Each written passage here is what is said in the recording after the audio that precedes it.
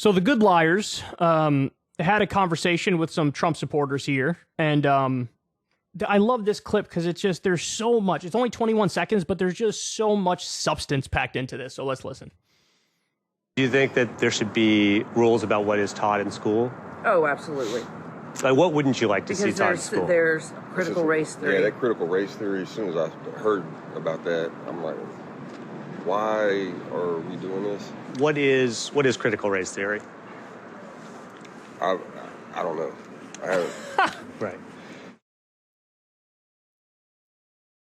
I've seen other clips, exact same thing here, where it's like, you talk to some really old conservative person, and they say, like, we got to stop this critical race theory thing. I'm obsessed with it. And then it's like, okay, what do you not like about it? And it's... And, like, it's just sad, man. I mean, this is the impact of brainwashing. This is when you watch Fox News 24/7, you're really angry, but you don't even know exactly what you're angry about. Now, I'm not saying that, like, there are no legitimate academic criticisms of critical race theory. I'm sure there are. There's some very smart people I know who are critical of it, right? But to be critical of it and then not even be able to name one thing about it that you dislike, that is a serious, serious problem. Because what you're doing is you're just being a partisan, tribal goon. I don't know, I'm with these people. I like people on Fox News. They don't like this thing. I'm with them. It's just like signifiers that they go along with. They're signaling against this thing, so now I'm with them against this thing. It's like, you don't know the first thing about it. By the way, one interesting fact I wanted to share with you about critical race theory, because this is hilarious to me. Ready? The CRT conceptual framework examines racial bias in laws and legal institutions, such as highly disparate rates of incarceration among racial groups in the United States. A key CRT concept is intersectionality, the way in which different forms of inequality and identity are affected by interconnections of race, class, gender, and disability.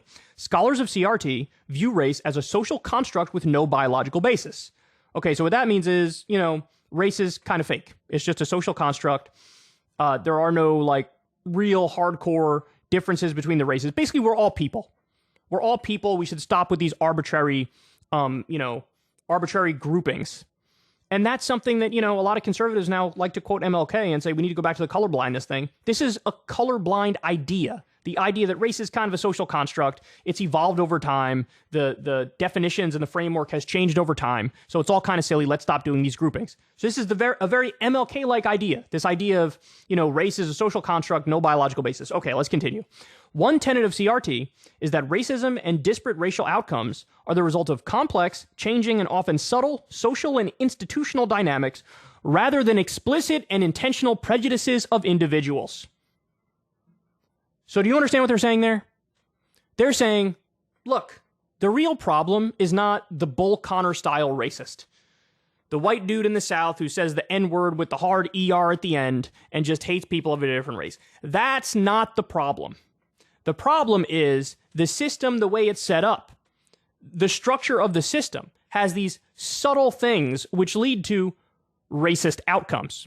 So in other words, it's sort of like absolving the hardcore racists of being the problem.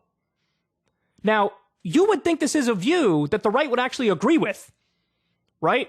Like, hey, we're not saying any of you individuals are particularly racist, or even if you are, that that's the main problem. We're saying it's a subtle thing, it's a complex thing, it's the nature of the system. For example, black communities, on average, are more poor than white communities. Therefore, they are also over-policed. Because they are over-policed, you are more likely to go to prison for a low-level crime if you're in a black community versus if you're in a white community. So the outcome is, even though black people and white people might commit crimes at a similar rate, various crimes like drug dealing or whatever, you are more likely to go to prison for it if you are black because you're living in a community that is over-policed. That is a very subtle, complex, systemic discussion that leads to a racist outcome, and it's like thoughtful, and it absolves the hardcore racists of being the problem. It's something that the right would actually like as an explanation, but they don't even know that this is what CRT says. They don't even understand it. They don't even know. Now, again, I'm sure if I go through all of CRT, I'm going to find plenty of things where I disagree with it. I don't think that's right. I don't think this is exactly on point. I could do that.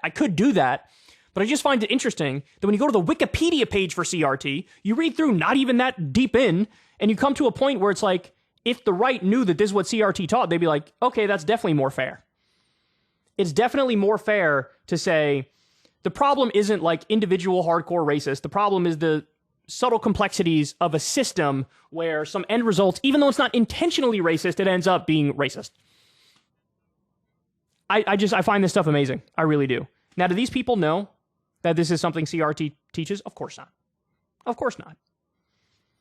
And I'm actually surprised they couldn't name one thing they disliked about it, because I'm sure there are parts of CRT where it's like, no, we disagree with that. You know, I know that the old school, there's a framework that I kind of agree with, which is like, hey, some people say you need to be anti-racist, not just like, hey, I'm not racist, right? There's a difference between being actively anti-racist versus just not being racist. And the whole anti-racist notion is like, let's come up with programs and systems to fight racial inequality, which might, in some instances, sort of flip the discrimination. You know, like affirmative action, where, hey, because there was de facto affirmative action for white people for so long, we have to flip it and give it to black people or other minority communities.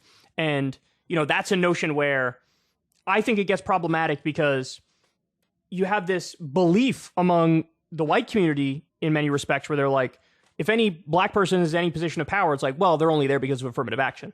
So it actually kind of undermines what the ultimate goal is, to bring about some sort of equality and justice, because you have this feeling floating among the white community, and definitely among the conservative white community, of like, it's never earned from a black person, even if it is. So the whole idea of being anti-racist versus just not racist, I do see how there's genuine criticisms of that.